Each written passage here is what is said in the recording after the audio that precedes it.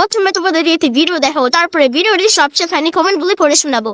আমরা যাই কিছু করি সোশ্যাল মিডিয়ায় সেটা নিয়েই ঝড় উঠে যায়। একটা জিনিস নিয়ে এত ভিডিও কেন বানালাম, কিংবা সবই ইনকাম করার ধান্দা, ভিডিও করেই জিনিসের টাকা উঠে যাচ্ছে। আমি বুঝি না রে বাবা, সবার সমস্যাটা কি?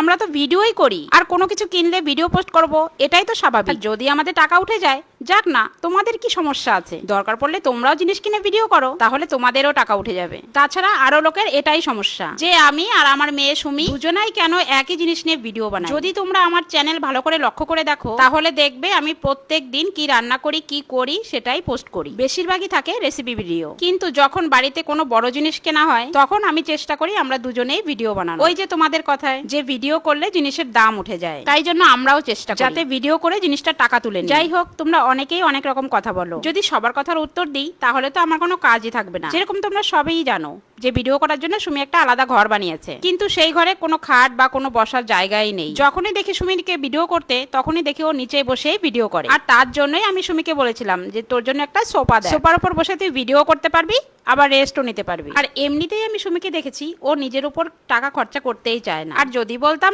সোফাটা আমাদের কাছে লাগবে, তাহলে তো আগেই কিনে ফেলতো। কিন্তু জানো তো, সোফাটা সুন্দর হলেও সুমির বাবার কিন্তু একদম পছন্দ হয়। কারণ তোমরা আমার ঘর দেখে অনেকে বুঝতে পারো যে সুমির বাবা একটু রং চং বেশিই পছন্দ করে, যেমন লাল, হলুদ, গোলাপি। যখন সুমির বাবা দেখলো সোফাটা যে এরকম সাদা রঙের, তখন আমাকে বললো তোমরা এরকম রং কেন কিনেছো?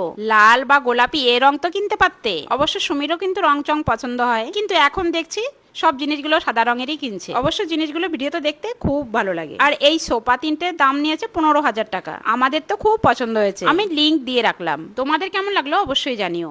चलिए शुरू करते हैं। হ্যাঁ কাকিমা, রেসিপিটা রান্নার থাকে আর রচনাটা সুমির থাকে। प्यारी समझ गई। বিন্দু মাসির কপালে আবার থালার মতো টিপ, চাঁদ মামার মতো। ঝড় উঠেছে না, জ্বর উঠেছে।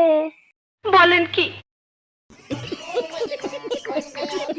বলছি কাকিমা, এত টাকা তুললে আমরা টাকা তুলবো কিভাবে? কথা কি ক্লিয়ার না ভেজাল আছে?